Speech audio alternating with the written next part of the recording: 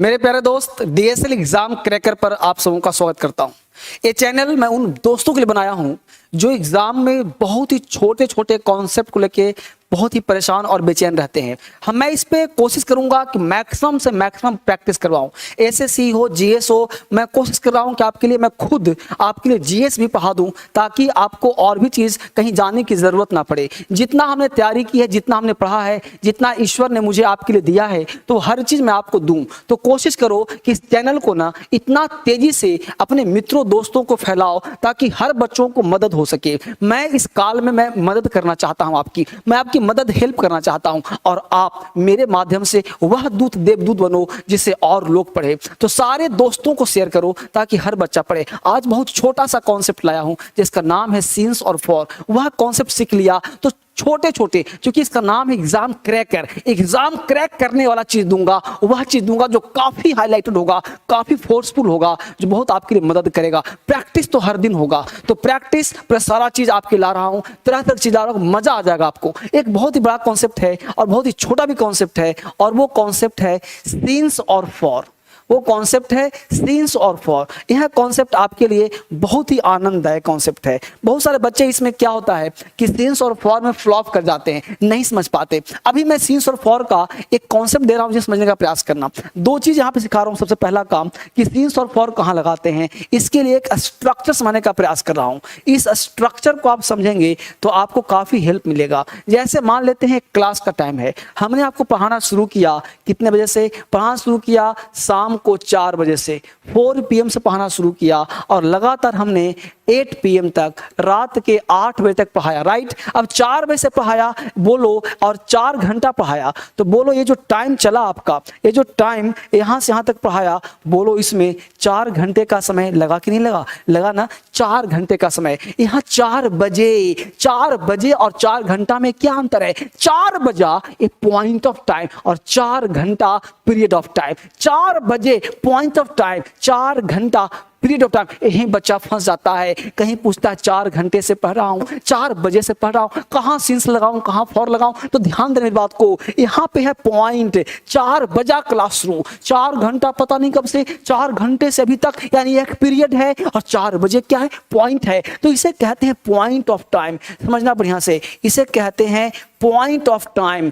Point of time का मतलब क्या हो गया? तब से, यानी कि 4 बजे से लेकर अभी तक पढ़ा ही रहा हूं, यानी कि कह सकते हो तब से, यानी तब से लेकर अब तक, यानी तब से लेकर अब तक। बहुत बड़ा कॉन्सेप्ट है ये, तब से लेकर अब तक। तो इसके लिए पॉइंट ऑफ टाइम के लिए तुम सीन्स का प्रयोग करना। क्या कहा हमने? सीन्स का प्रयोग करना। पॉइंट ऑफ टाइम के लिए सीन्स लगा देना, यानी सीन्स लगा देना पॉइंट ऑफ टाइम के लिए। तब से लेकर अब तक, 4 बजे से लेकर अब तक पढ़ा रहा हूं, सुबह से पढ़ा रहा हूं, 10 वर्षों से नहीं, ये 10 वर्षों का पीरियड ऑफ टाइम, यानी 4 घंटा जो है ये हो गया period of time. Period of time, और पीरियड ऑफ टाइम के लिए हम फॉर का प्रयोग करते हैं, और फॉर का हिंदी निकल जाता है से। 4 घंटे से पढ़ रहा हूं, 3 घंटे से 3 बजे से पढ़ रहा हूं, पॉइंट ऑफ टाइम। 3 घंटे से पढ़ रहा हूं, है ना। 12 महीने से पढ़ रहा हूं, 12 महीना पीरियड, और 1 साल भी पीरियड। लेकिन जनवरी से पढ़ रहा हूं, 1980 से पढ़ रहा हूं, 2020 से पढ़ रहा हूं, 2022 से पढ़ूंगा तो हो जाएगा, 2021 से पढ़ रहा हूं, 2011 से पढ़ रहा हूं। ये हो गया point of time. Point of time का मतलब हुआ वह टाइम जो एग्जैक्ट टाइम हो। जनवरी से, 2001 से, है ना, सोमवार से पढ़ रहा हूं, 4 बजे से पढ़ रहा हूं। दीपावली से, दीपावली पॉइंट है, दीपावली से पढ़ रहा हूं, होली से पढ़ रहा हूं। हमने क्या कहा? बचपन बीत गया, जवानी आ गई, बचपन से पढ़ रहा हूं। तो ये सब क्या हो गया? Point of time. 4 घंटे। तो जिसमें कि टाइम लगा दो। सीन्स में टाइम नहीं आता, सीन्स में आता है कि क्या भाई? 4 बजे से, सुबह से, ये हो गया। और इसमें क्या होता है? इसमें एक डिजिट रहता है, यानी फॉर वहीं आएगा। ध्यान दे बेटा, फॉर का प्रयोग वहीं करना जहां न्यूमरल वर्ड हो। क्या कहा हमने? न्यूमरल वर्ड हो। न्यूमरल वर्ड का मतलब 1 2 3 4 इस तरह से कोई ना कोई वर्ड लगा होगा, वही फॉर लगाना। बाकी जगहों पे सीन्स लगा देना। जहां पे 1 2 3 4 5 6 7 8 9 10 लिखा रहेगा वहीं फॉर लगाना, बाकी जगहों पे सीन्स लगा देना। सीन्स यानी सीन्स जो कहता है ये पॉइंट ऑफ टाइम में आएगा, तब से लेकर अब तक किसका हिंदी होता है। तब यहाँ पे मैं 2 एग्जाम्पल दे रहा हूं, समझ गया। तो मैंने कहा कि वह, समझ बात को, वह सुबह से, हमने कहा वह सुबह से अंग्रेजी पढ़ रहा है। वह सुबह से अंग्रेजी पढ़ रहा है, वह सुबह से अंग्रेजी पढ़ रहा है। तो सुबह यानी काम कब हुआ भाई? सुबह, यानी work starts from past and still continuous in the present. काम शुरू हुआ पास्ट में, अभी भी चल रहा है। यानी कि बोल सकते हैं कि ही हैज बीन, ये ध्यान देना, ही इज नहीं होगा, हैज बीन। जब कोई काम पास्ट में होता है तो हैज बीन लगाते हैं। तो ही हैज बीन रीडिंग, है ना, he has been reading English. क्या बोलेंगे भाई? He has been reading English. Since लगाएंगे क्योंकि सिंस का जो प्रयोग किया है सुबह किया है, तो सिंस मॉर्निंग, सिंस मॉर्निंग। अब यहाँ पे सुबह नहीं रहता, क्या रहता भाई? तो 10 बजे से रहता, तो हम बोलते सिंस 10 AM, सिंस 10 AM बोलते, है ना। अगर रहता जनवरी से रहता तो रहता वह जैन से अंग्रेजी पढ़ रहा है, तो हम बोलते सिंस जनवरी। तो कुछ भी बोलते सिंस जनवरी, इस तरह से इसका अंग्रेजी होता बच्चे। तब आपको समझ में आता कि वह सुबह से पढ़ रहा है, 10 बजे से पढ़ रहा है, जनवरी से पढ़ रहा है, तब हम लोग सिंस का प्रयोग। तो हजारों सेंटेंस बना सकते हो। वह बचपन से, महात्मा गांधी बचपन से नेक थे, तो Mahatma Gandhi had been gentle since childhood. तो हैड बीन लग गया, थे हो गया, तो इस तरह से इसका प्रयोग आप कर सकते हो। आप बोल सकते हो कि मैं 4 घंटे से पढ़ा रहा हूं, तो 4 घंटे से पढ़ा रहा हूं, तो क्या बोलोगे भाई?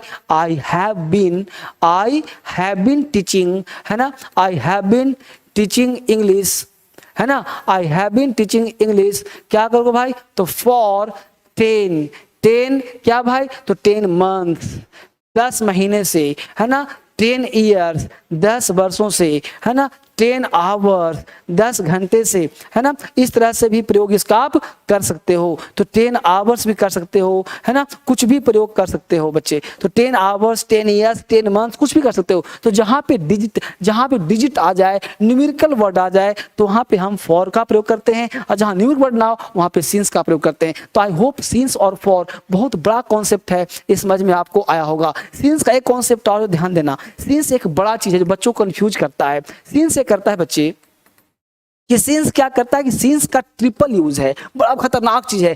सिंस का 3 यूज है। एक तो हमने प्रयोग किया पॉइंट ऑफ टाइम के लिए। क्या प्रयोग किया? पॉइंट ऑफ टाइम के लिए, जहां पे पॉइंट होता है उसके लिए हम क्या देखा?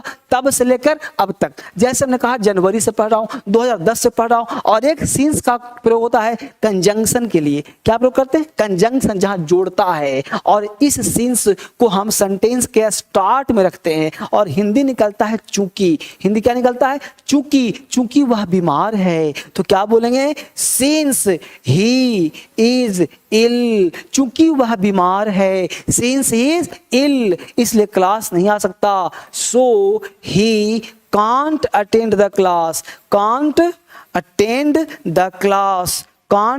The class. तो सिंस ही इज इल, चूंकि वह बीमार है, तो यहाँ चूंकि का सेंस देता है। और तीसरा जो होता है वो कंजंक्शन ऑफ टाइम है, जिसका मतलब होता है जब से, जिसका हिंदी होता है जब से। तो सिंस जोड़ता है, जब से वो गया है मैं उससे नहीं मिला हूँ, जब से वो दिल्ली छोड़ा है मैं उससे बात नहीं किया हूँ। और उस केस में सिंस का प्रयोग हम सिंपल पास्ट टेंस में करते हैं। वैसी स्थिति में यहाँ लिख लिया सब लोगों ने सिंस का प्रयोग, since he is ill so he can't attend the class. और सिंस का मतलब चूंकि, और एक सिंस का हिंदी होता है जब से, जो कंजंक्शन ऑफ टाइम का बोध कराता है। तो कंजंक्शन ऑफ टाइम क्या कहता है? तो ये ध्यान रखना आपको कि उस केस में सिंस का प्रयोग सिंपल पास्ट टेंस में करते हैं, और आने वाले क्लाउज में हम हैज या हैव लगा करके जो है हम परफेक्ट टेंस का प्रयोग करते हैं। इसको आप आगे पीछे भी कर सकते हो। आगे पीछे का मतलब हुआ कि सब्जेक्ट प्लस हैज या have plus V3 plus other word,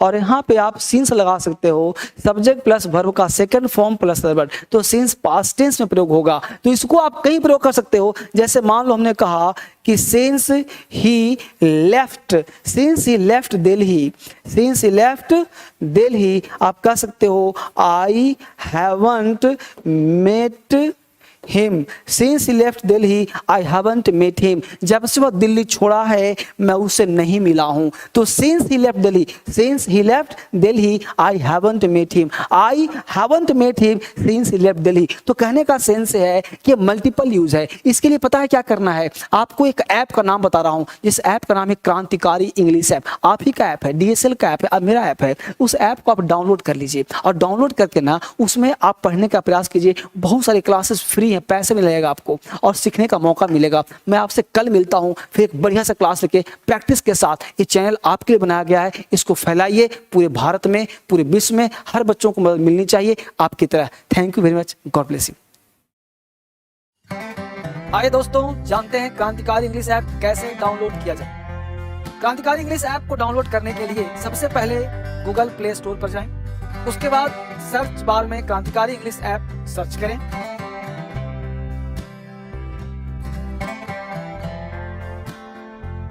search करने के बाद क्रांतिकारी इंग्लिश ऐप पर क्लिक करें।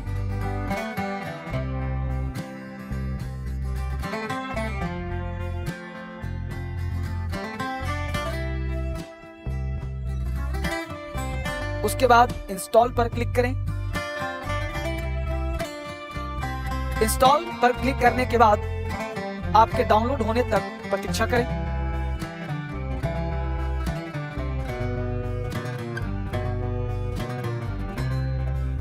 क्रांतिकारी इंग्लिश ऐप डाउनलोड होने के बाद ओपन पर क्लिक करें।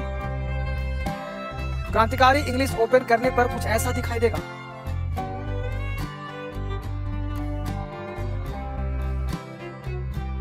नेक्स्ट पर क्लिक कीजिए। अपना मोबाइल नंबर एंटर करें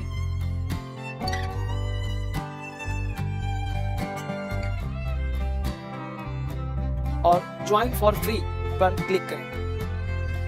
आपके फोन में एक OTP आया होगा, उसे एंटर करें।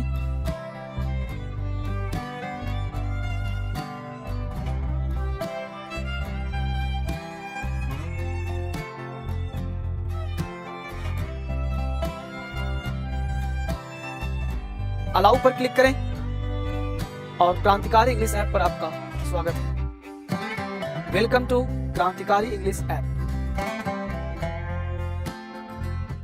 आपसे संबंधित किसी भी तरह की समस्या के समाधान के लिए आप हमारी ईमेल टीम DSL पर मेल कर सकते हैं,